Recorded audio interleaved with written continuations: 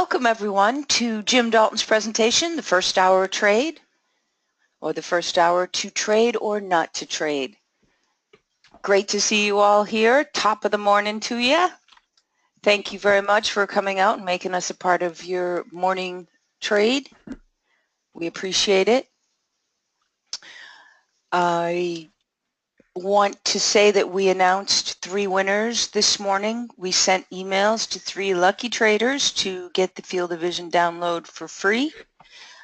If you weren't notified, I guess that means you didn't win. So we're sorry about that, but 3 people have. I don't want to announce their names, obviously, until I have their permission. They can also social on their own to let people know.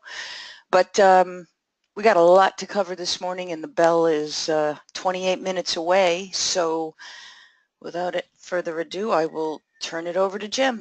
Good morning, Jim. It's really not a good morning.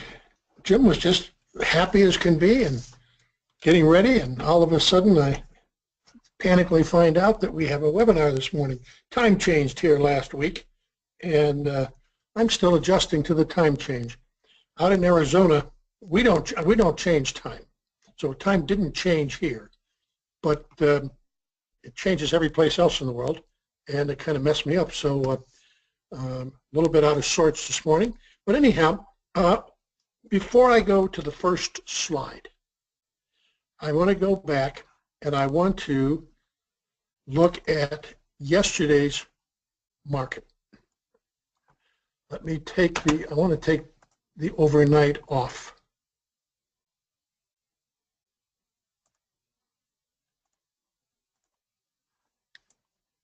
And I want to split out yesterday.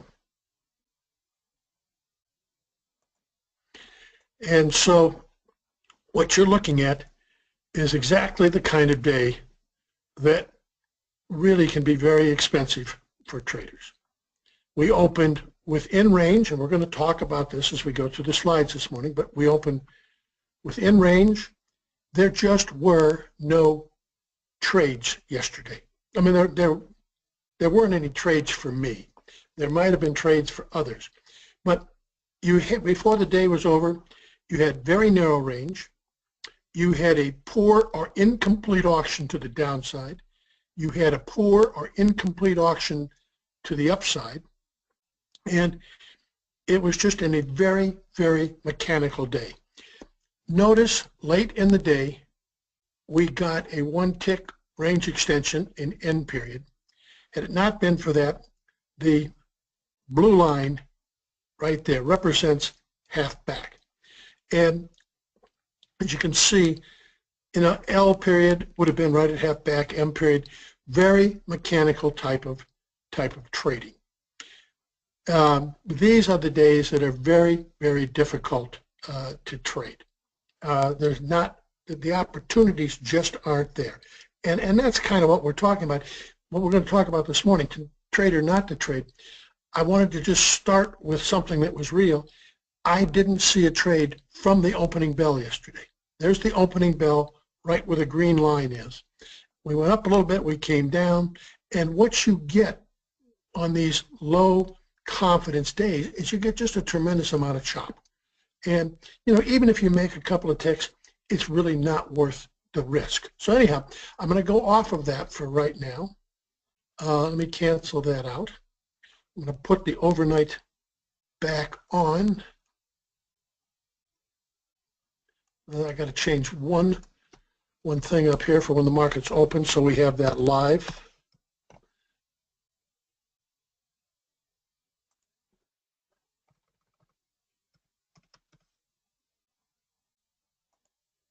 Okay, now let me go back to the slides.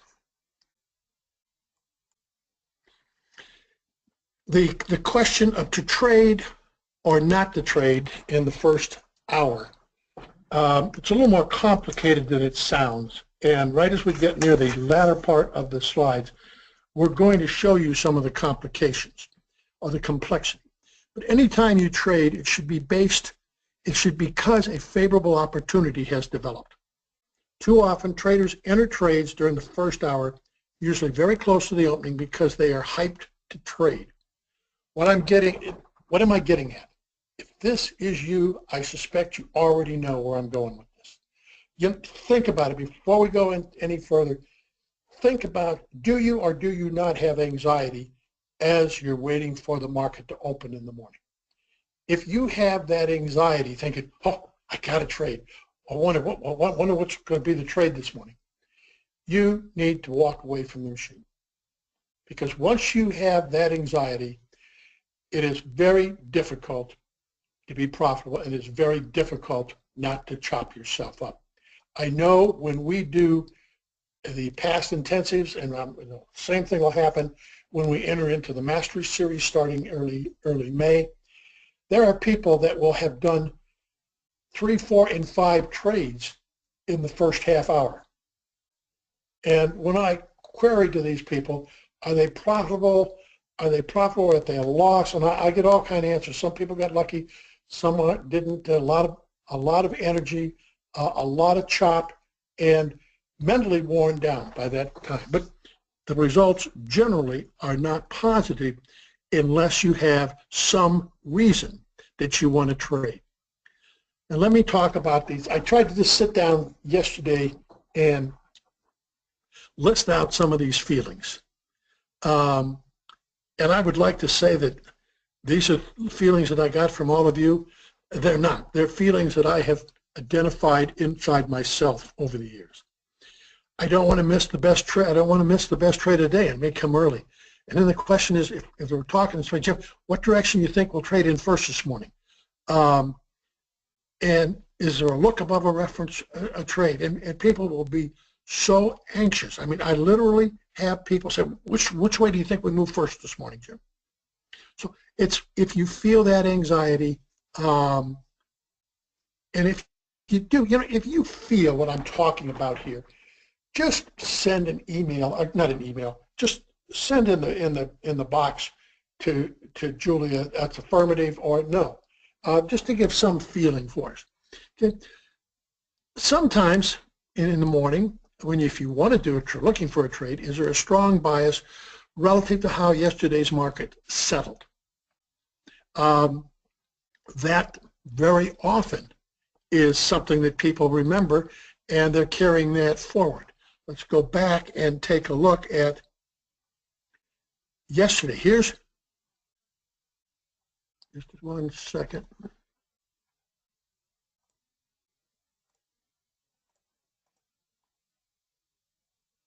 Okay, here's yesterday's settle. The market closed, up near the highs yesterday. If you're carrying that forward, obviously that's a very difficult situation this morning because there isn't any relationship to that. I'm going to spread this out for a second, and just to bring that home, based on overnight trade early on was up, came down a little bit to exactly, pardon me? I beg your pardon. Could you just hit that time clock to close the time templates? Sorry. No, okay. It's okay. Also, Jim, so, I beg your pardon, but the roll, I think you're in March. Oh, okay. I'm sorry. Yeah. You can go ahead and make your point if you want. I just wanted you. I'll make my point. Yes, but that's good. Yes. And the reason I'm sorry, the reason I'm still in March is because I trade options on the options that expire. I think it's on the opening or on the close on Thursday night or on the opening Friday morning, because this is quadruple witching. But the principles are going to be the same, and we will switch over. Notice you had yesterday's trade, then you have the trade that takes place in Asia, and then starting someplace right around the STU period, we go to London and we open over there. And so you really have 3 different atmospheres. Yesterday's close, early last night in Asia, and then you get what happens in London, or starting when London opens last night. And so you really have to be very cautious about what you're really thinking about. Okay, so it's strong influence relative to overnight trade. That's another one. So right now we see overnight trade is down. Well, we know there's about a 65% chance that the early trade is going to be opposite of what predominantly occurred overnight. And that is because overnight inventory is short, and we know about 65% of the time there's a correction or counteraction to that. But I've known a lot of people that they're very strongly influenced by. If overnight trade is down, they feel down. A bias based upon the latest economic release, will influence a lot of people. Or I must make back prior losses. You don't actually say this, however, the thought becomes very tangible. I've had that thought many times. I've been hot, let's keep it going. Again, there's a little voice on your shoulder whispering to you, go ahead. You don't actually say it, but you feel that sometimes. And then how are we rational without being overly emotional or hyped? It's very, very difficult. As I've gone through these, Julia, have you had any interesting comments back from viewers? Affirmatives for sure. But most people are confirming that it just doesn't pan out for them. It's not worth it. Okay, here are some of the broader questions that I like to consider when I'm thinking about how do I approach the opening in the morning. Is the market trending? If the market is trending, does the opening or early trade allow me to position myself with the trend? We had a period, I don't know, it was 13 days in a row or something, that the market was, one time framing higher on a daily basis. And, sometimes the opening would give you a price that was somewhat close to the previous day's low. And in that case, maybe you do consider getting, trading the opening simply because it gave you an opportunity that you wanted to get long with the trend. So you were basing your trade upon something you wanted to do based on the trend, not based upon I have to trade early. And so if the market's trending up or down, you're looking to see where are we in that trend, and does, occasionally the opening will give you some kind of an opportunity to get with that trend. Is the market balancing? If the market is balancing, does the early trade provide me a good trade location within the balance? And again, let me go back to the market for a second, and let me get rid of the overnight for now. And we were talking about the market being in a multi-day balance, and we were using the March being approximately at the 2378 level, and now it would be all the way down to the 2354 level. Well, does the market open someplace close to the edge of that trading range? And sometimes that may be a legitimate consideration for entering into a trade early in the morning. Are there another thing to do, are there important later reports due out within an hour or so of the opening? And a lot of times, if there are, and particularly, if you're a trader, you may not want to position yourself in front of those reports. Or if you do trade early on, you want to make sure you're aware of reports that come out that could, have a short-term effect on the market. And these short-term effects a lot of times can whipsaw us out of a trade. Okay, so basic considerations: is the market trending? Is the market balancing? Are there reports coming out later on? Basic broader questions: are there structural references that might influence the market from the previous session. Uncompleted daytime frame auction. Prominent or very prominent points of control. Let's just go back again and look at yesterday's market. Okay, yesterday was an unusual day because we didn't have anything completed yesterday. Poor high, poor low. But we do come in this morning and if we open in down below yesterday's low at 23.69, we have cleaned up or repaired that clean low. I'm sorry, that poor low.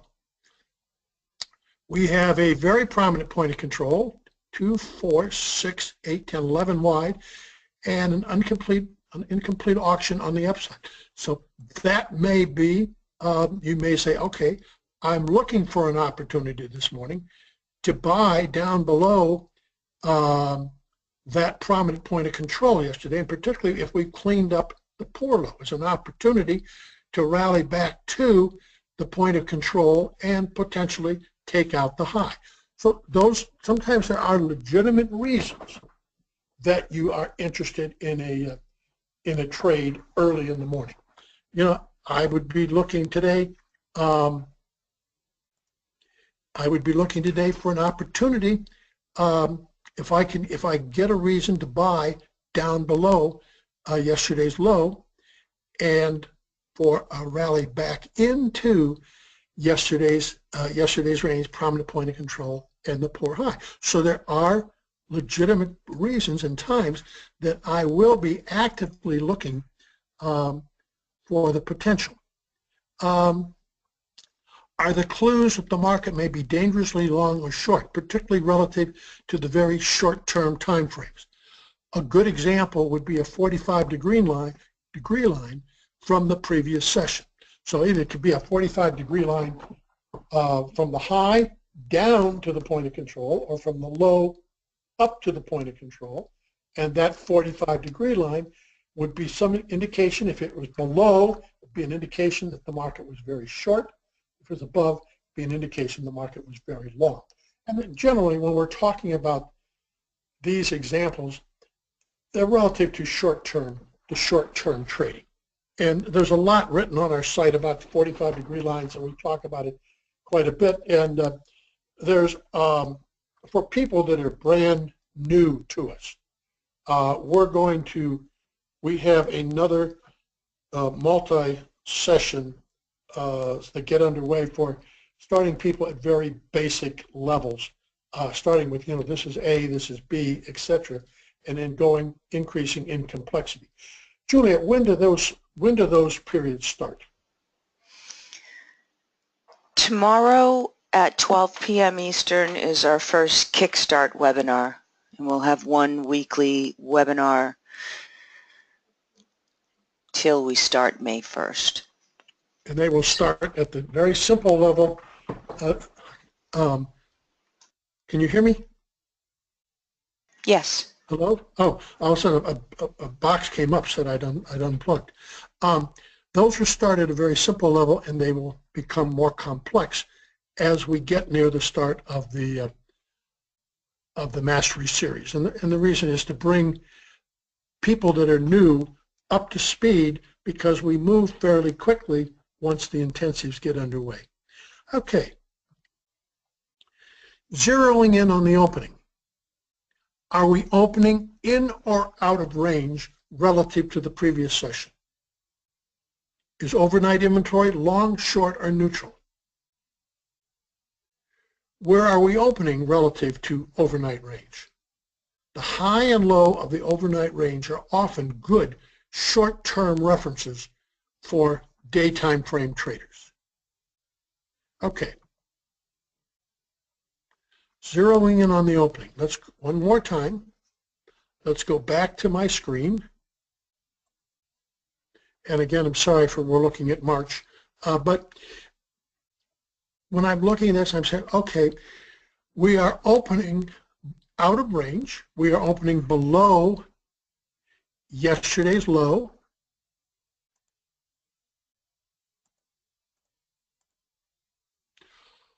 overnight inventory is 100% short. The green line up here is yesterday's close or settle. All the overnight trade took place below that, so overnight inventory is short. When overnight inventory is short, there's pretty good odds that the market will rally to correct either some or all of that overnight inventory. Does it have to happen? No, but about 65% of the time it does.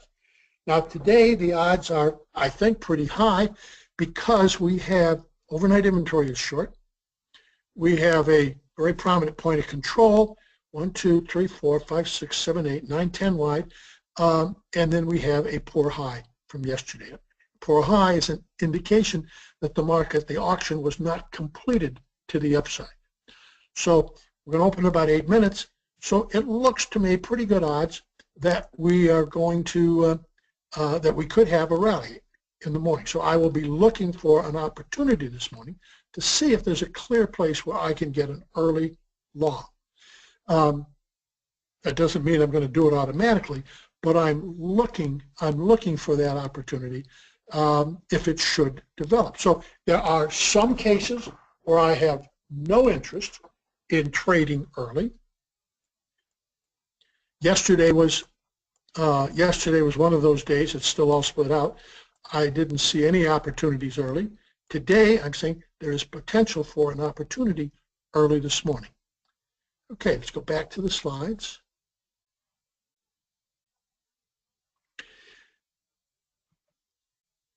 Okay, then once the market is opened, then we're looking to see what is the confidence surrounding the open. Is it high or low?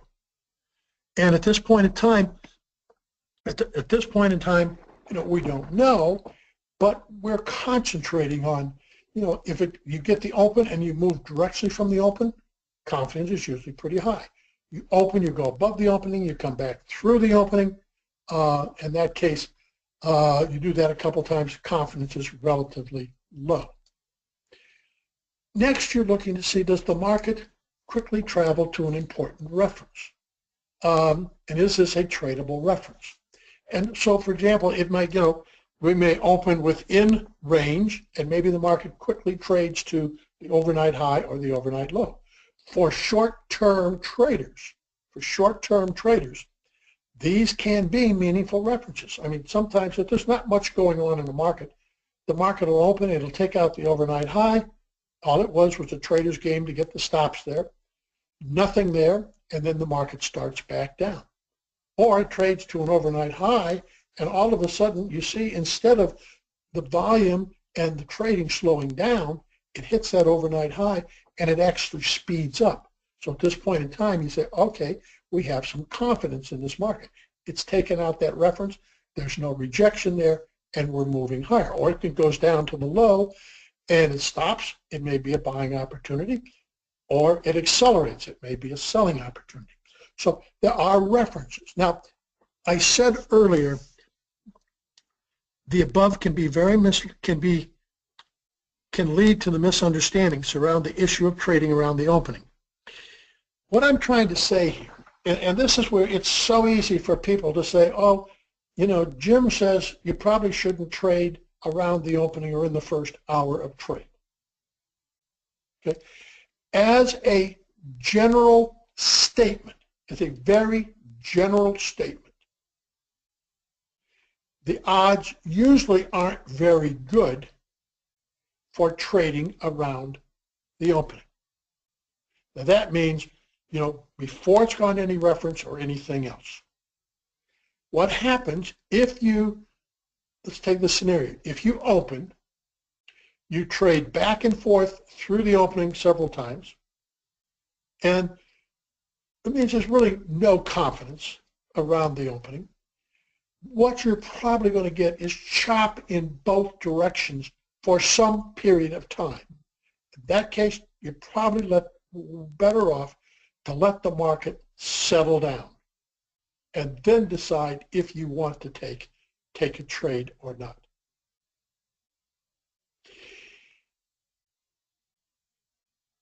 where a difference comes in is, let's say that even though I said generally you don't trade around the opening, but let's change the circumstances. Let's say that all of a sudden the market opens, and within 5 minutes of the market being open, the market trades up to the overnight high and fails. There's just, it just goes above it and there's nothing there. Okay? That might be a legitimate time to go short, even though it's only 5 minutes after the opening. But that, in my thinking, isn't the same as saying, Jim says it's generally not a good idea to trade in the first hour or so. Because when I say generally in the first hour, when it stays in between the references, it doesn't do anything outstanding, it doesn't give you any reference to lean on, it's just chop back and forth. But all of a sudden it goes to the overnight high or it goes to the overnight low, and now you could have a whole different situation because you've gone to a reference, you have something to lean on, and it may be a meaningful trade. Or, it may be a reason, not meaningful, but it may be a reasonable trade. You failed at the opening, or you failed at the overnight high. You want to go short? If you get back above the overnight high, you want out of the trade, so you have a reasonable place for a trade. You have a reasonable way to monitor that trade and know if you want to exit or not. So when I talk about the complexity, it's not as simple as, well, generally, Jim, would you trade during the first hour? And the answer is most of the time, not. But there's always other circumstances. Another circumstance would be if you have high confidence from the opening. If you have high confidence from the opening, you want to go with that. You want to go with that high confidence. Okay, so there's always exceptions to everything we trade. Now we're going to open in a few minutes, and let's go back again to today's market. Okay. Jim, pardon me, do you want to change the contract now so it'll be loading and it'll be ready? And we have a couple of questions, obviously, too.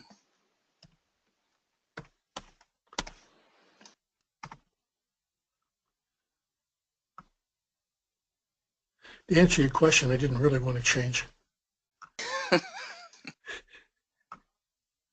the reason is because I traded right up to the last minute because I do the options that expire March, the short-term options. Okay, let me see if I can get this to look a little prettier.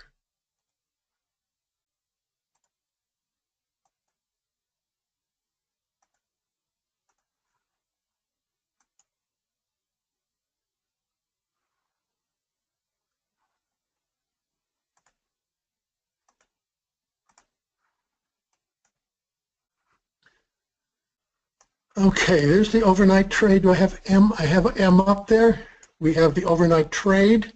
Okay, so now with 1 minute to go, we're going to open within yesterday's range. So we already know that. We're going to open within yesterday's range. Generally speaking, when we open within range, aren't we out of opportunities? The opportunities are limited. Oh, I'm sorry. We're out of range. You want to mark out of that range. low? Just to have that low of yesterday marked since it's in striking distance.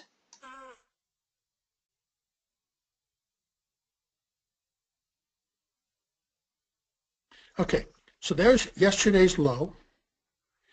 So the first thing I notice is Jim, I'm sorry. Do you want to collapse your overnight? It's kind of crazy. Yeah, I don't know how to collapse my overnight. Oh, wait a minute. Yeah, just. Yeah, wait a minute. There it goes. And then apply it. Thanks. Okay, so the first thing I notice is the market opens and sells off consistent with what's happened overnight.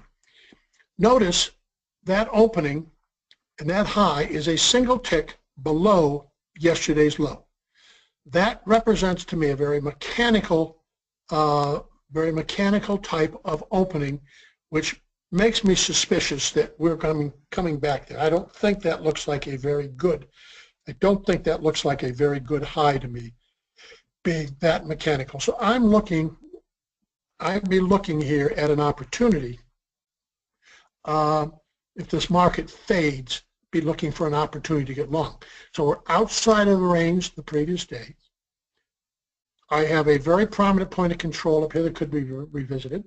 I've cleaned up the poor high, and I have cleaned up the poor low, and I do have a very poor high up here. So now my reference, I'm looking at the overnight low. You want to mark that? Just so, and also someone's asking about the two back-to-back poor highs. Yeah, well, there's not in this contract there are not two back-to-back poor highs. I do not count the overnight poor high and low. The March contract I think had a poor high on Friday. The June contract did not, if I remember correctly. Okay, so now we're looking at the overnight low. The market has sold off immediately. I know I'm being a real nudge this morning, but your profile for today doesn't have the volume, so can you click on the correct time template? I just tried to do that. I just did that right there. Oh, I see. Apply, yeah. Because the volume would be really helpful with this. Okay, so we're looking, so this isn't a very secure high to me because it's a single tick below yesterday's low. This isn't a very secure low to me because it's exactly at the overnight low. Both are very mechanical. So I don't have a lot of confidence in either the early morning high or low. Okay, we've opened outside of range. We have a very prominent point of control from yesterday, and we have a poor high. The trade that I do not want to do this one, it's just me personally. I don't want to be short this market because of the structure from yesterday. That doesn't mean it's not going lower. The reasons I don't want to be short, the prominent point of control from yesterday, the poor high from yesterday, and the fact that this is a questionable high here. The low is also questionable, being exactly at the overnight low. Again, I don't see a lot of confidence in this market this morning. Could you pull your just a little bit down so we can see the high from yesterday and over to the right? Just, yeah. Okay. And overnight inventory is 100% short. 100% short. So what we'll do right now, I know there's questions, but right now we're just going to watch. We're just going to watch this market and just see how this market develops in here. The question would be, you would say, well, Jim, isn't this high confidence? It opened and it went immediately lower. Wouldn't you call that high confidence? I wouldn't, personally, and this is based on experience, and I may be true to be wrong, but because it's so mechanically close to yesterday's low, it is suspicious that we're coming back through it. I don't like very mechanical references. I don't like the low because it goes exactly down to yesterday's low, or the overnight low. Okay, so remember, I don't have, one of the things that is important in here is I don't have to trade. Too many times there's too much anxiety out there. Say, oh, that's high confidence, Joe. Shouldn't we be short? Or, value's going to be lower. Guess what? If I don't feel comfortable with the market, I'm not going to trade it. One of the other things is that I have found is when you are overly anxious because you are afraid you're going to miss a trade, you are better off to walk away for an hour. And I really can't articulate well enough how many times I have made some pretty big mistakes because, oh my God, I don't want to miss that trade. I don't want to miss that trade. You know, and you don't, again, as I said before, you don't actually say these things, but you hear them. It's like somebody standing on your shoulder whispering, you don't want to miss this trade. You don't want to miss the trade. When you start trading well is when you get the inner confidence to trade the way you want to trade. And if you don't like the situation, you just stay away from it. And maybe you missed a great trade. And if you missed a great trade, so be it. And it's amazing, but a lot of times people will get very upset if they miss a trade. If you get upset when you miss a trade, your odds of being successful over time, I think, are pretty low. There's ability that you just have to have an ability just to let go. Okay, so right now, as I've looked at this, I don't have any desire to do anything. Am I out of balance? Yes. Is it potential for, you know, a decent trade today? Yes. When you're out of balance, usually that's a pretty good opportunity. But we're out of balance. I don't like the high. I don't think it's terribly secure. I don't like the low. I don't like either one of them. I'm looking at the very prominent point of control up here. I'm looking at yesterday's high. So I'm sitting and saying, you know, the odds of being short do not appear to me to be very good. You know, if I wanted to do anything, I would have preferred to be long this morning because of this information. Okay, so now what you've seen is I questioned this high to begin with, even though somebody says, isn't that high confidence? And he said, no, because it went pretty quickly, but it stayed within the overnight range, and it went right down to the overnight low. Now you see we're almost back to that level. Okay, we'll let this cook for a while. And Julia, let me see if I can take some questions. Sure thing.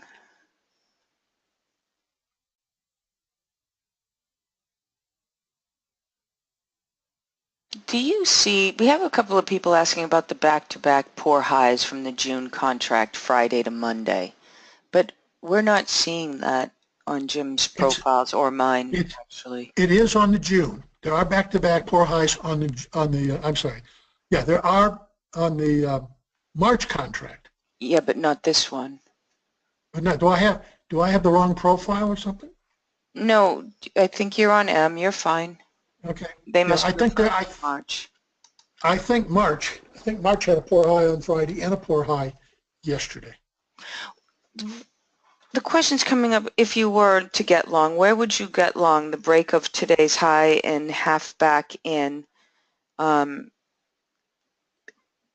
I know you signed up for the Mastery, so you have that Signature Trades worksheet, and can look there. If it comes back into the lower end of yesterday's range, of course we have that matching low for the overnight today, but we wouldn't wait for the high. Okay. One of the things that the question is to ask me where would I get high, where would I get in, where would I get out, where I put my stop. I never or seldom have an answer to that. That is a decision that you have to make on your own. What we're trying to do here is teach you how to think. So that's the first thing. So this morning, what we went through was we covered the overnight inventory. We said there's a 65% chance you get a correction or at least some counter auction to it. We talked about the very prominent point of control yesterday. We talked about the poor high. And I said if I did anything, I wanted to be long. And now, but actually where to get in, where to get out, that's a personal question on your risk. I will tell you what personally, okay, this has nothing to do with anybody else. When I was down here, when the market was down, heading, not even there, but heading towards the overnight low, more than likely, if I wasn't doing the webinar this morning, I would have been buying the 23, 70, or 75 calls that expire on the opening on Friday. That would have been, one of the things that that's just me. No, nobody is going to trade like me, nor should you. And I shouldn't trade like you. We all have our different perspective. I myself would have taken the risk down here. Some places we were, not till we got to the low, but some way on the way down to this low, looking at the poor high, looking at this, and looking at the prominent point of control and the overnight inventory, that I probably would have started to put some call positions on and down heading towards that low. That's what I would have done. But everybody's got their own method. Some people would say, okay, you know, if they had a reason because of this information, they might have been looking to buy buy futures someplace down here with a stop a point or so below the low. If they did that, it was because they had a reason to do it. They were willing to go against what the market was doing because of the prominent point of control and the poor high from yesterday and the mechanical low. Other people say, and generally what I'll say, I would rather be late than early in a trade because you gain a little bit more information. So, but again, there is no two people will trade the same way.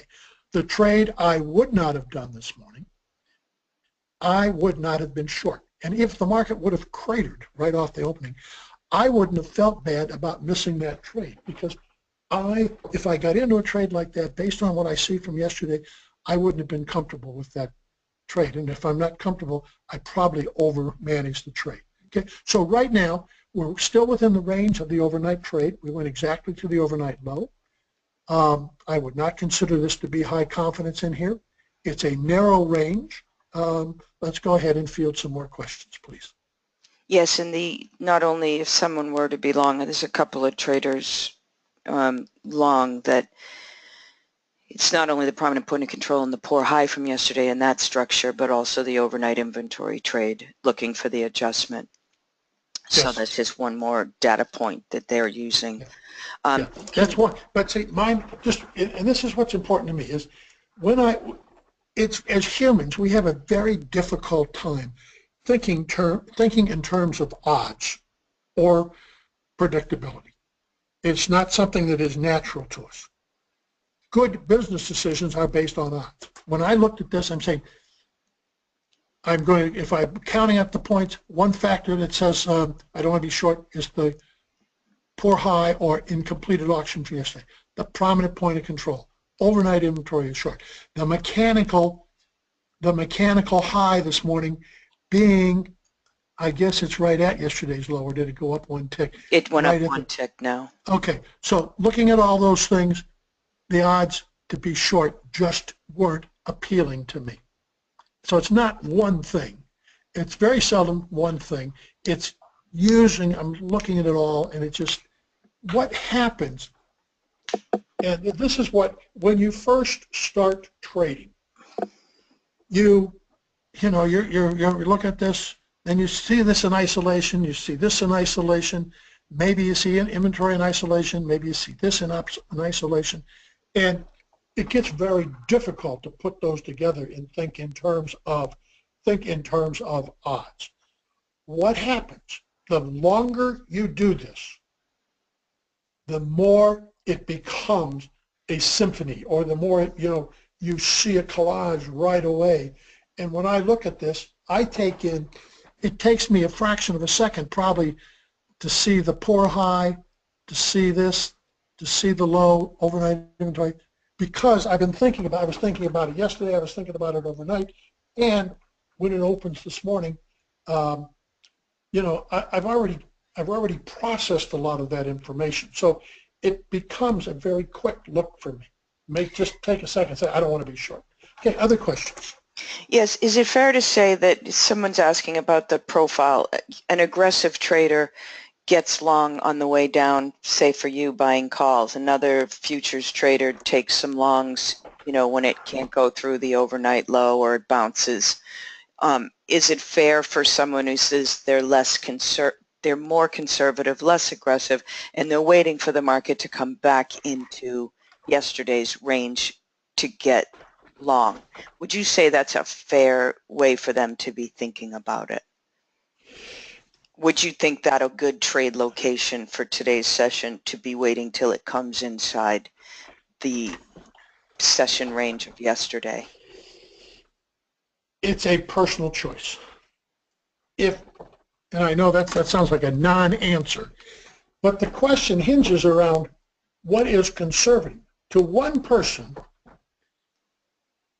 to me, leaning in and buying my calls as we near the overnight low is more conservative than waiting till I get within the previous day's range.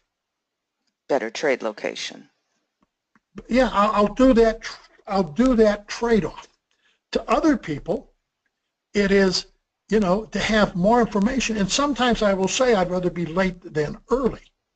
And a lot of it has to do with these calls are pretty cheap, at this point. Oh, I'm sorry. I thought I had that open. I guess I didn't. I don't These think calls we are going can to see your password when you do that. It comes in ... Okay. Okay. But they're probably pretty cheap. So that may be a trade-off that I would consider. Now, if I was looking at buying calls that were 30 days out and I had all that risk, it may be a totally different consideration for me. Again, I don't think there's a nice, neat answer, because the trade-off is, what do I pay here versus what do I pay here? Because that's my risk, and because they're so short term. Mm-hmm. Right now, we're going back. We do not have a secure high. It went one tick above. It traded exactly at yesterday's low, which made it very mechanical. So I don't have any indication of longer term or important money selling. I have an indication of trader money selling, short-term trader money selling at an exact reference. I don't have any real strength on the bottom because I had trading money buying exactly at the overnight low. So neither the high nor the low provides any indication to me that I have any serious money trading or involved in this market.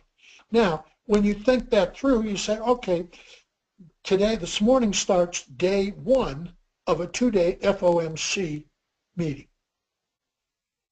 A lot of the bigger money is not going to be in the market ahead of the Fed meeting. They've already, in most cases, unless there's some big news, but in most cases, they've already made, any adjustments that they want to make to their portfolio. And they'll wait and see, what comes out of that Fed meeting. Now, to other really longer term money, that doesn't mean anything to them. They don't make their decisions based upon one meeting. But there's long-term money, which we talk about, but there's also just a tremendous amount of trading money. And it's almost irrelevant anymore to think in terms of short-term and long-term money, because there's so much huge pockets of hedge funds and short-term trading money that is highly leveraged. And that seems to be what has taken over this market. The long-term players have been in the market for some period of time. So it's more the trading money, not necessarily the daytime frame trading money, but it's more the really aggressive leverage pots of capital that have been so instrumental in this market for the past couple of years. So again, and we'll take some more questions, but where are we? Again, the low is in place. Remember, I said I wasn't confident the low to begin with because it was so mechanical. I'm not confident from the high. And you can see we're in the back and forth with 20 minutes, and we're back and forth between yesterday's low and the overnight low. No real confidence in this market. Okay, additional questions, please.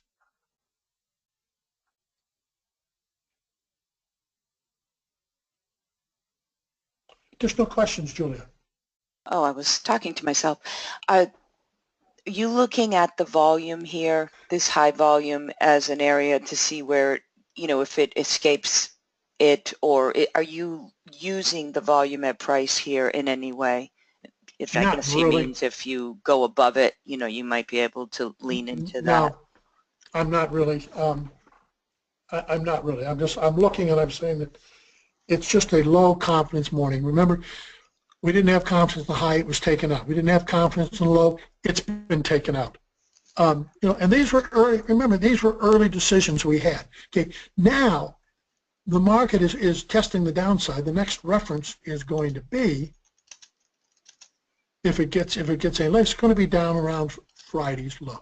Okay, so we looked above the overnight, we looked above the opening, one tick, we came back down. Now we've looked below the low, and remember, with the observation early on that the confidence in neither the high nor the low. Okay, other questions?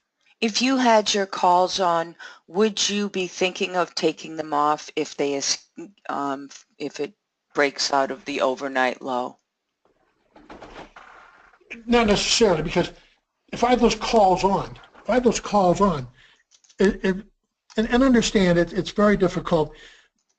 I may trade against them. I may have gotten, if I had those calls on, let's say I had 5 or 10 calls on, I may have shorted 20% futures against those calls when it failed up here at the high. Mm-hmm. So I will use them to, I will trade against them. I just don't always buy them and just wait till they're over. I may get the first move on, and then I will trade futures against them. And sometimes that actually works better than the options themselves. Right, that Okay. sounds like something you do. Can you make a comment on value, please?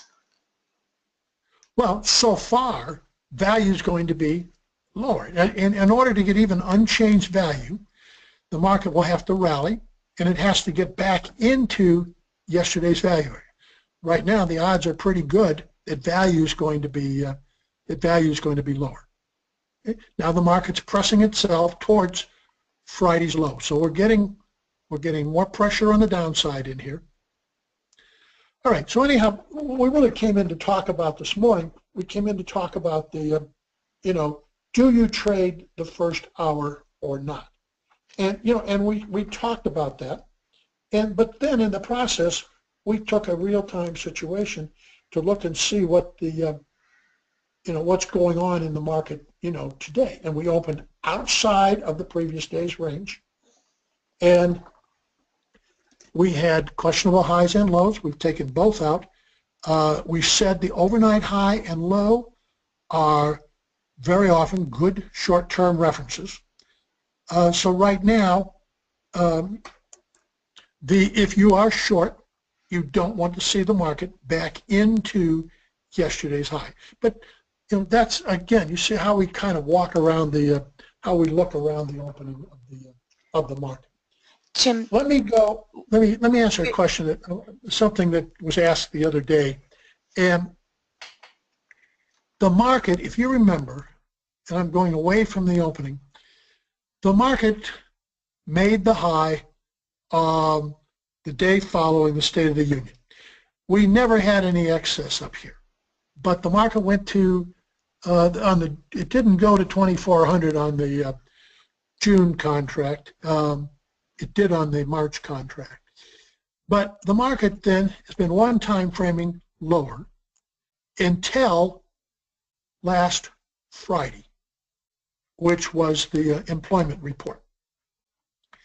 And over the weekend, in the first report that we wrote that came out Sunday, and if you are signed up for the current Mastery Series, or you are a prior member, meaning that you've been to a past intensive or have purchased one of the DVDs, that report is available to you.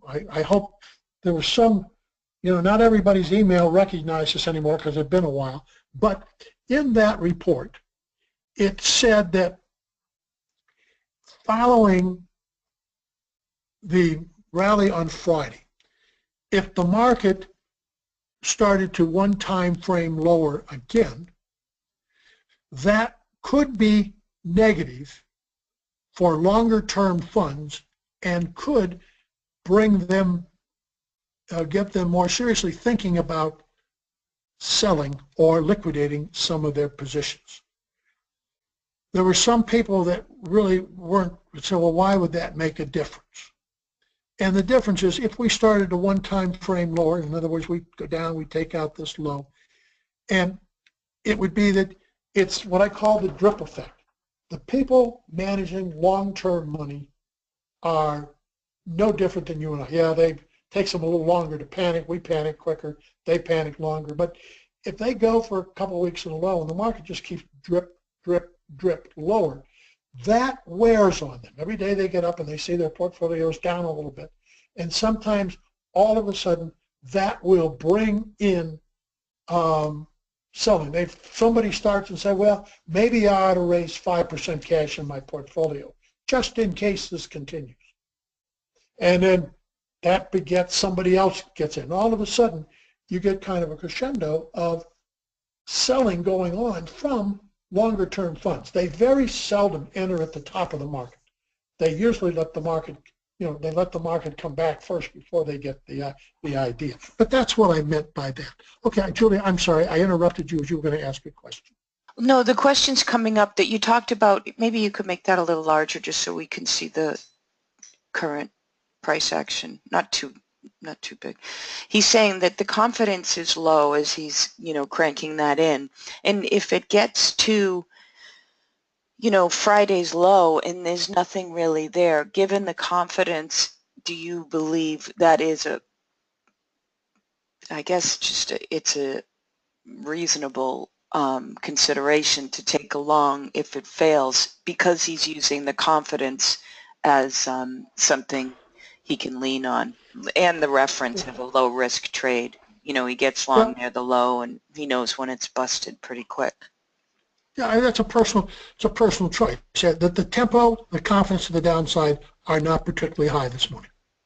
But again, it's trading money, and these things can go on. These things can drip away for a long time. Remember, I said the longer term, even more serious trading money, can sit out these markets coming into the Fed meeting. So right now, value is got very good odds of being lowered. Do I like the high? No. In order to get back to the long side, you need to get back within the overnight range, but you're pretty tight market. Your two references now are 236 even and 2359 and 2362. So it's a pretty tight range in here. But again, it is low confidence. I would say for the confidence, this seems to be too many single prints. In other words, there's too many single prints relative to the confidence. But down here is, and again, this is why it's such a personal choice. If somebody was looking to get long down here, they know where they want out. They do not want to get any closer to Friday's low. If you spect on a long trade, you don't want this any closer to Friday's low. Okay, and if you want a long trade, then it's always the question of how do you monitor for continuation. So if you did spec and take a long down here, how do you monitor for continuation? Okay, the time's going to change here in a minute. You want to leave a little buying tail down here. You want to see acceptance back above the overnight low. Then you want to take out a lot of these single prints. Then you want to get back into yesterday's range. So again, it's always the question of the trade itself, but the other question is, how do I monitor that trade for continuation? Okay, so we've changed time periods. Now we're going to go back and we're going to look at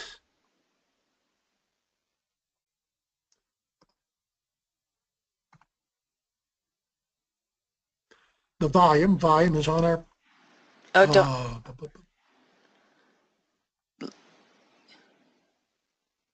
okay, and volume this morning, the market's trying to trade lower. Volume is 362.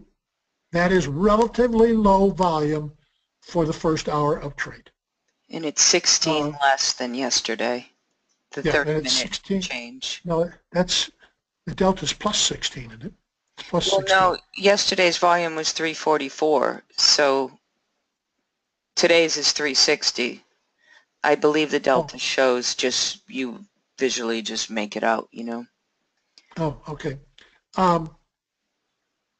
Okay, so, well, yesterday was 344, right? Yesterday Right. volume, today's 362, so the volume's 360. increased. Well, no, you have to look at this time Oh, okay. stamp. Yeah, So okay. So, but it's up. It's increased a little bit, but it's no, still, it's lower. It's higher today. that's what I said, it's Oh, increased. I'm sorry. I'm sorry. Today it's increased. So volume's increased, but from observation, you know, anything 380 and below is relatively low for the first half hour of trade. Okay, so now the market continues.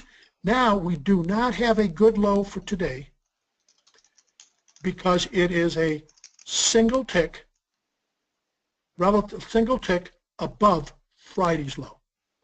So again, we continue on with low confidence in this market. Now the market's rallying off of there. There's mechanical, and there'll be mechanical money that will automatically buy when it gets that close. You know, that's just what traders do. But that is not a high confidence low, being a single tick from Friday's low. Nor is this a high confidence high. But it is trading money in here this morning. Remember, volume was 360. That's not particularly high volume, but it is trading money. There is nothing on the buy side so far this morning. We are out of range, and now the odds have increased that value will be lower for today. Okay. And How long does this? 10 o'clock. Okay. Let me. I got time for a couple more questions. Sure. While you're looking at those questions, you know, understand that in the environment where the Fed meeting starts just this morning, and the announcement is tomorrow, you can expect relatively choppy, low confidence trade. Again, it's a lot of people just will sit out and sit on the sideline. And also, you know, you've got a storm back on the East Coast that is going to keep some people away. All right, a couple more That's questions. interesting because someone asked me that question, does Jim factor in the weather in New York? And I said no, because No, I'm aware of it such a huge market. with trading money. It Yeah. is a No, factor with trading money. You mean the guys aren't in the cash on the floor? They're not yeah, and attending. a lot So, of people that didn't come in today. yep. Okay, so again, where we are right now before the next question, that is a very questionable low. With a questionable high, we're coming mechanically back up to the overnight low. Remember, yesterday was also a very poor high, poor low, very questionable trade all day yesterday. Let me go back. I know Julia's got a question there, but just let me take a second. One of the things, if you heard the webinar we did last week, and one of the things that we talked about was how to look at a market and how to trade a market on the day of the employment report. And one of the things that we said was that the big money, the institutional money, the long-term money, really doesn't care about the monthly jobs report. It is a hype that you see on the television all the time, and everybody's got to guess the number, and it's the smaller retail traders that get hyped up by that number. One of the things I said, it's so often, once following the employment report, the market closes pretty much unchanged. And yeah, were we up Friday? Yes, but we weren't that different from the previous day. Additionally, we said in the morning, following the announcement, if the market, in this case, spikes up and it holds that price spike coming into the opening, then the market usually has a pretty good move to the upside. But if it doesn't hold that, it opens quite a bit below that, then you get pressure to the downside, or a lesser day. And what did we have last Friday? The market spiked up. We did not open close to the spike high. The market then rotated. Actually, early on, it traded lower, and then when the day was, there was little change. So there are once you get experience in the market, somebody helps you know what to look for, it is a lot easier to get some of the emotion out of the way and have a better way to make reasonable assessments in trading. Julia, questions? Yes, would today's low be a good low if it traded right to the low? Can you pull that up just a little? Thanks. No, it would not be a good low. It has to take it out by at least 2 ticks, correct? Yeah, when it's technically. Yes. I mean, when it's here's the way. Remember, we talked about learning how to think. When the market goes to an exact number or almost to an exact number, that is not serious trading money. Serious trading money doesn't. That's not what they do. They get too much size. When it goes to exact numbers, that is usually the most fickle, weakest, short hands trading money. So this high, today's high, is exactly at yesterday's low, very mechanical. The low this morning is 1 tick above a recognized low. Again, we are looking at, mechanical trading money. The overall pressure is to the downside, on here. Now, what I haven't done, because the markets lately have, again, here's something else that's going to be pressuring stocks with trading money. Crude oil is down 99 cents this morning. Yep. We're under $48. The first big thing was under 50, then under 48. Now we're 47, and this is also going to be pressuring stocks this morning. This is the way the market's been trading. There's no real leadership in this market, and when there's no real leadership, trading money tends to follow some of these other indicators. And crude oil under 50, then under 48, and now down 99 cents this morning, is putting some pressure on stocks to get short-term money on the sell side. Okay, I have a couple of questions. Yes, and Jim's pointing out you got value building lower, we're one time framing, and we have a questionable low. So he's seeing it more. We have a questionable high, we have a questionable low, and it's a little. We still have a lot of single prints in here, but I don't like the low, I don't like the high. Yes. And I do think oil is having a big impact on this market this morning. I'm surprised Jim is not taking a trade here. It seems like a really good long with the exponential factors, the higher point of control, poor high, weak daily high, he's saying here, and today's high is weak. So, he's just commenting there if you want to comment anything back. No, remember, sometimes you just don't feel like just look at the information and say, guess what? There'll be something that I'm more comfortable with later today. Remember, I don't have to trade. And once you get to the position where you say, if I don't like the market or don't really appreciate the market, I don't want to trade. That's when you start making money. When you're worried about missing a trade or wouldn't I do something here, then it makes it very, very difficult. Early on, I had a bias early on. I shared that bias with you. Early on, I wanted to be long because of the poor high yesterday, the prominent point of control, overnight inventory. Then I have no desire to be long right now. Right now, the low is no good. The pressure is to the downside. That's what trading money is doing. Crude is down to the downside, and we're back. We've had no fun. We had Friday's market, stop the one time framing. We had an inside day. We came out of balance yesterday. So really, the pressure still remains on the downside on the market. So early on, I had a bias. When it went up and then it didn't carry through, and now particularly we have a very questionable low, I have no interest in being on the long side. Okay, a couple more questions. Looking at the crude, it keeps trading lower single prints. Doesn't this set up a nice long coming in at the 47.22 reference? I guess that's a daily reference. So not necessarily. I mean, markets. Markets on a daytime frame, once they get underway, sometimes they're very hard to reverse. Okay, let's go back I'm going to go back and I'm going to review Okay. this morning's slides. You got a question before I do this? No, people wanted you to look at crude. You have it there on your profile. You just need to change the contract, but you know, it's up to you. No, I'm not going to look at crude right now. What I want to do is review what we talked about this morning. Anytime you trade, it should be because of a favorable opportunity has developed, not because you want to trade and you feel you have to trade that first hour. Remember, we talked about so many times that it gets so hyped around trading early, and just don't let it.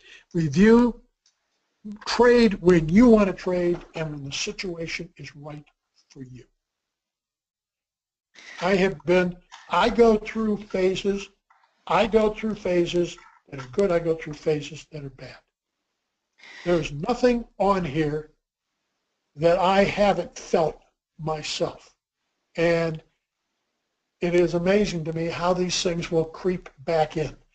I'll think I'm calm, cool, and collected, and I've got it all figured out, and all of a sudden, I will find myself some mornings so anxious to make a trade that it's unbelievable with my experience. And usually, and sometimes I'll do it, and when I do that, I usually, even if I get out of the trade with my life, I sweat it for a long period of time.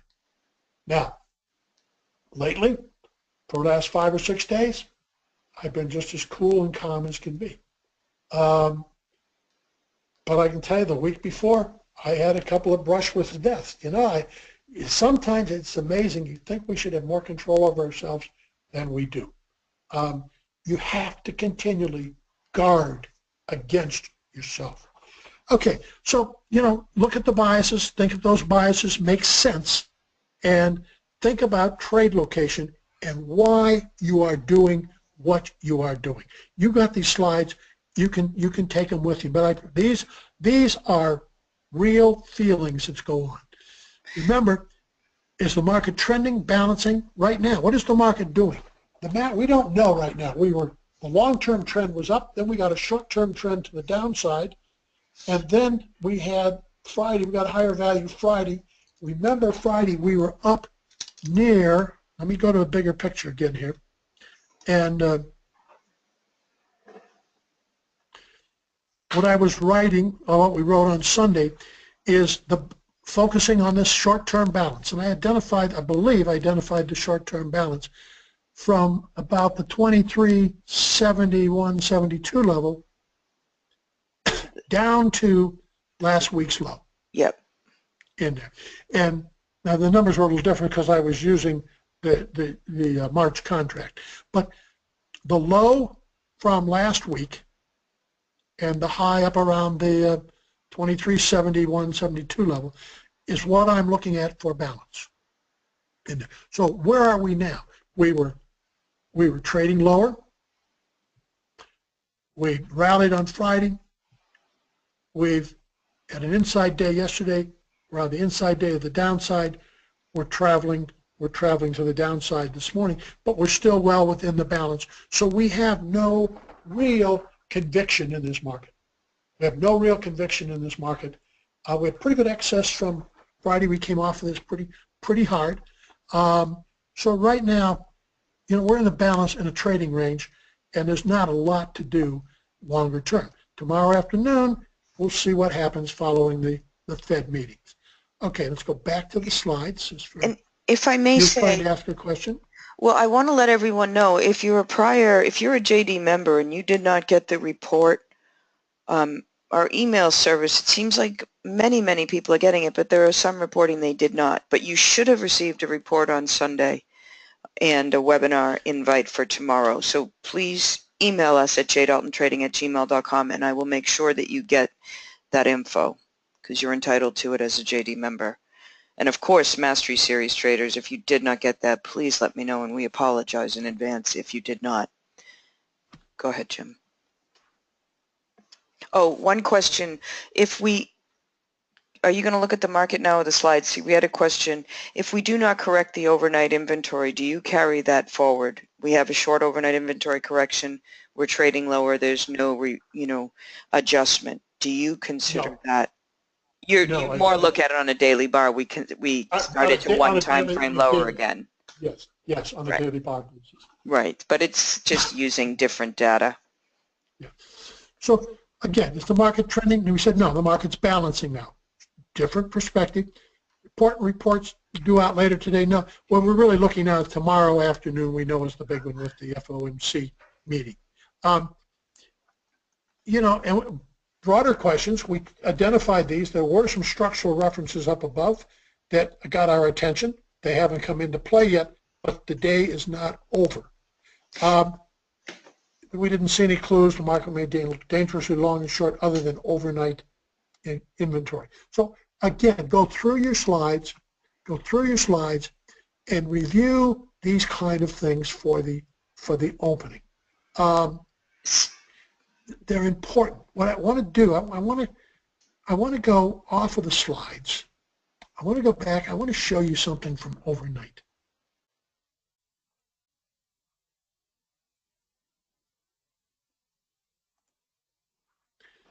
Yeah, still stubbornly staying at that level, but I'm going to split the overnight out.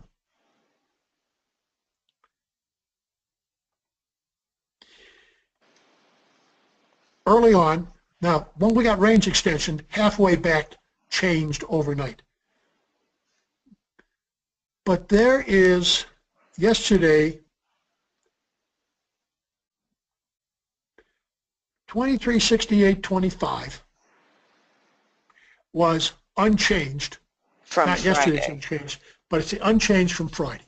And the point of control from yesterday. And the point of control from yesterday. Notice overnight the market came down, went one tick above that, and it rallied up to here. This was weak money. This was weak money. Yesterday, the market did the same thing. Let me split out yesterday. Notice in the afternoon, K period, low, L. I mean, this was weak money getting long. Weak money getting long again. Notice, and here's a question. You can trade that if you understand whether this is during the day or whether this is at night. You can trade these references if you truly understand what you are dealing with. You mean you can get long if you understand the risk or what you're dealing with? If you understand the risk and you understand what the market's doing and you know how to monitor for continuation, you have to understand that it's not a lasting trade, but this was that worked if you knew what you're doing. Now, I tend to do something different. Instead of buying this, I have a tendency to look at that and say it's weak. And when the market rallies up in here, I would have a tendency to buy puts up there because I think there's a better chance. I think this is a smaller opportunity. I like to do this trade where I fade this because there's a better chance that we're coming back down through it and be a more meaningful trade. Again, don't miss, just because I say you can trade that, it doesn't mean that's a trade I'm doing, and you shouldn't be doing what I'm doing. You should be looking at what you want to do. But these are references. It worked yesterday afternoon.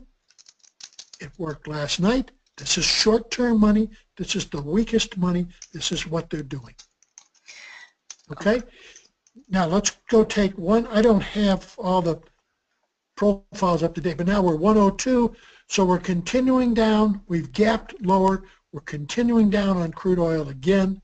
The next target's going to be, I don't know if we can get all the way down this gap, but you know, they're just crazy markets in here. And we come back over, and I'm Could you pretty sure. Those? Yeah, thanks. Just you could see it better. Thanks.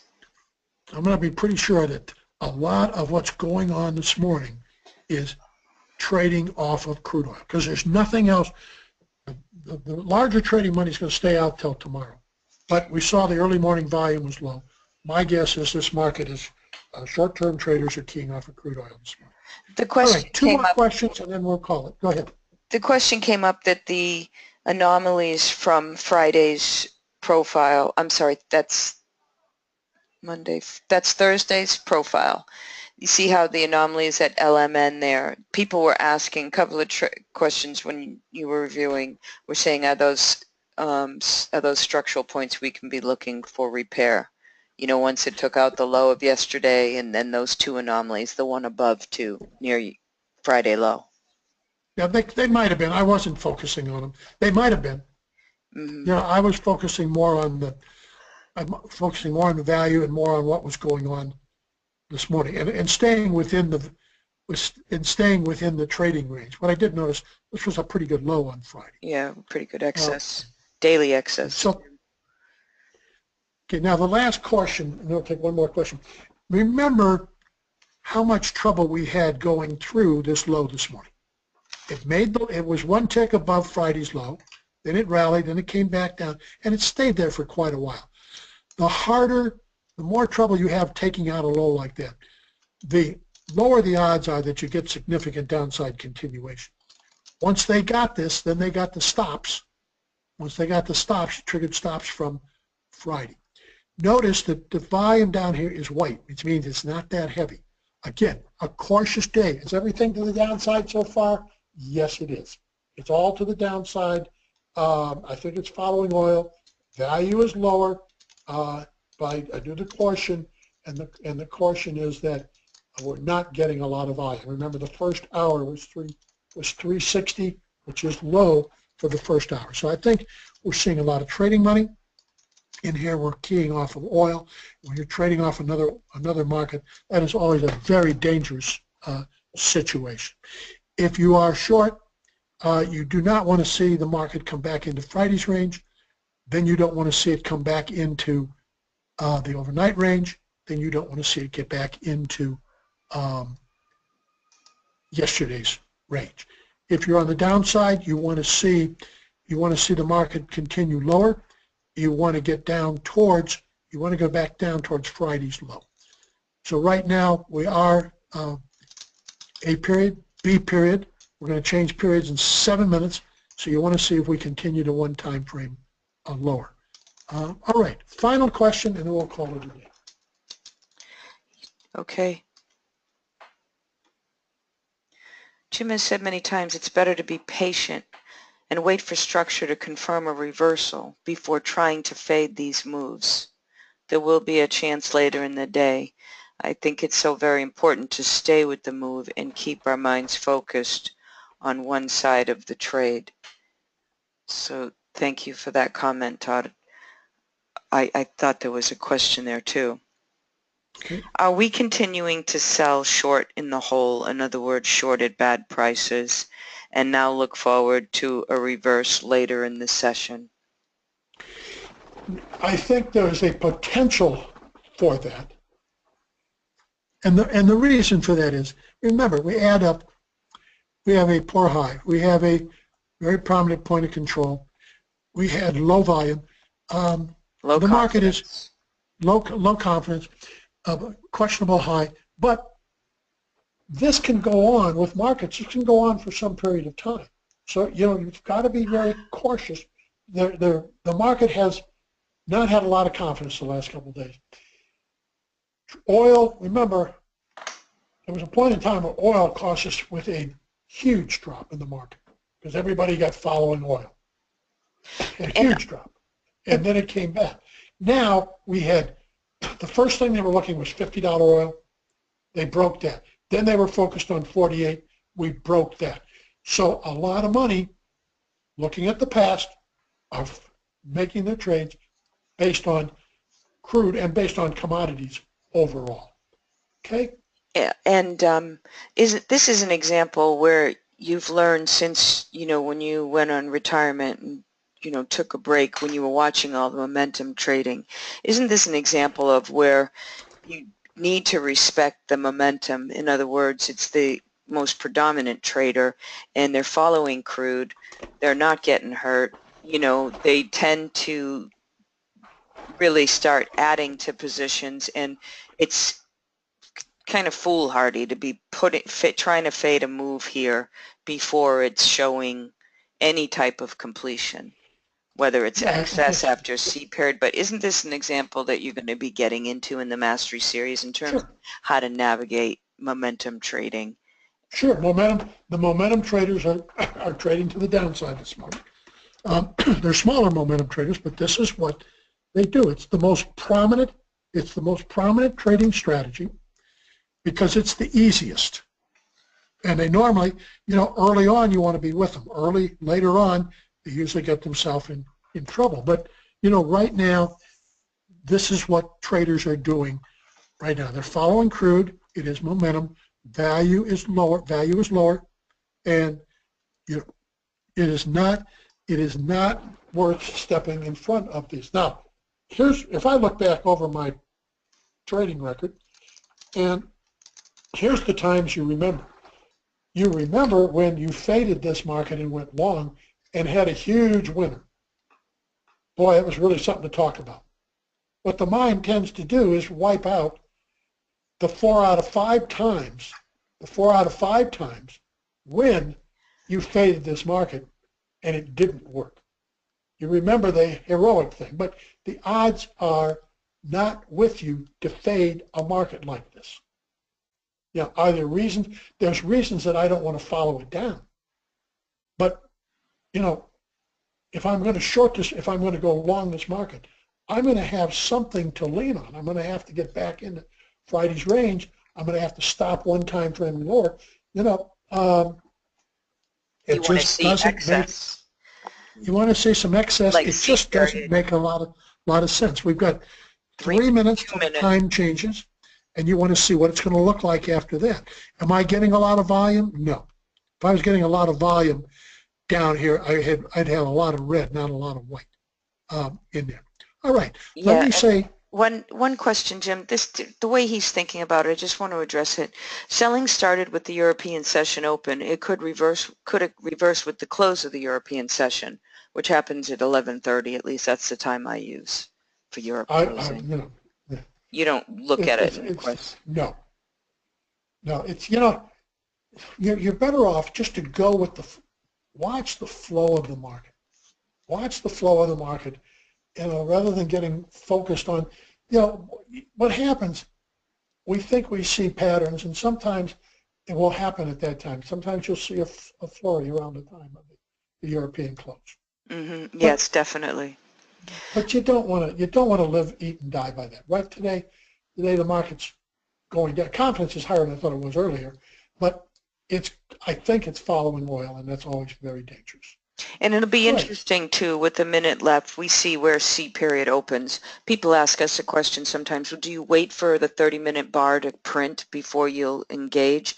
And that's absolutely not. We take it when trade location is there and the trade is there. But in a case like this, you obviously want to wait your 30 seconds from the print just to see what's going to happen here. Are they going to leave excess? Is it going to continue lower and take out the B period? So I just wanted to comment on that. No, that's right. But I always am looking. I'm always looking and saying, what is the profile going to look like at the change of the period? Right. Yeah, you can have and for example, right now, C period is going to open someplace near the B period low. A and B period are very long. So this is liquidation when you see this. Yeah. Very stretched out. And now we have a poor low. Oh. We have a poor low, and we're still one time framing lower. It's only 2 periods, but it's a market that all the pressures to the downside, following crude, and you just don't fight these markets. You don't fight these markets. That's just suicide. The momentum traders are having their way. It's very easy. Yep. They're selling the market, and they'll continue to sell it until it doesn't work anymore. Mm-hmm. The typical thing, if this is to come to an end, typical thing is you get an inside bar, You leave a little excess on the lower, get an inside bar, then you break out the inside bar of the excess. To upside, and you get long at the breakout. Yeah, and that's sometimes where you're better off to be late. There was a move here, I forget, a few weeks ago or a couple weeks ago. There was a move down, and then you had left a little excess on the bottom, then an inside bar, and we broke out the inside bar. And we went all the way back, took the high out. It was a great trade. Yeah, But and it right was now, also, oh, sorry, go ahead. No, go ahead. That was on the webinar when we were reviewing the gap up 14-point day. Someone said, where can you get long here? And there was A, B, and then C balanced inside bar, and D broke out to the upside. And you were saying that's where you could have gotten on this train for the gap up day, as just an example. And oh, that's right. Yes, yeah. Early on, you had the inside bar. And say a trade set up and you would be using that A period low, because say we had some excess, got long for, just using as example, as the market travels up that B period single prints and it gets to the A period where they would fill in and go double wide, would you be thinking that A period low was an area that you'd want to see the market get above to stay long? Would you be using that A period low to monitor the trade? I'd be aware of it. Okay. It's not the first thing to come to my mind. The first thing to come to my mind, do I have excess? Do I show some sign of coming into balance? Markets need to find a place where two-sided trade can take place. So far, this market has not found a place where two-sided trade can take place. It's still to the downside. Okay, now oil's come back a bit. Oil was down $1.02 last time we looked. Oil's come back again. So sometimes there's a little bit of a lag in there. All right, let me say thank you. Tomorrow, what time tomorrow do we start? Tomorrow we have the first Kickstart session leading up to the Mastery Series, 12 p.m. Eastern. It's going to be very basic. So for those traders who are new and want to get ramped up, come on. For you more experienced traders, very versed in what Jim does, it might not be one you need to attend. But we're going to start at the beginning because we have a lot of new people enrolled, and it's just an easy way to get everyone acclimated and anchored. Yeah, well, there's two real reasons. Well, I think there's 7 webinars in that series. Yes, 7 weeks up to and 7 webinars, increasing in complexity as we go forward. Two reasons for doing that series. Series 1, reason 1 is for those that are new to us, to make sure that they have a good, solid foundation, starting with the basics. The basics will be, this is a profile. This is the structure. This is how you capture the auction's continuous two-way auction process. We will cover things that for people that may have read Mind Over Markets or Markets in Profile, we will cover some of the basic things that have changed since those were originally written. So what the first reason is for those that are new to us, to take the 7 sessions, to bring them up to a good solid level for when we get into the Mastery Series, because the thing is, in trading, there is no practice court. It's not like the example I use in tennis. We can play against novices. We have ladders that, we compete against people in the same skill level we're at. You don't have that. When you enter a trade, you have to enter against the world's professionals, because it's 100%. Paper trading doesn't do any value because you don't get the psychological thing. So reason 1 is to bring those people that are new to us up to a fair level when we start. The second reason is to make the Mastery Series more interesting to people that have been through before, because there won't be as much time on basic questions that come up. It's going to be advanced. Yes. And let me say, go ahead, I'm sorry. I want to just, for people coming in late, we did pick 3 winners for the contest. We sent 3 emails out to those winners. I've gotten an email back from one of them. He's pretty excited. And maybe another one since we've been on the webinar. Nope.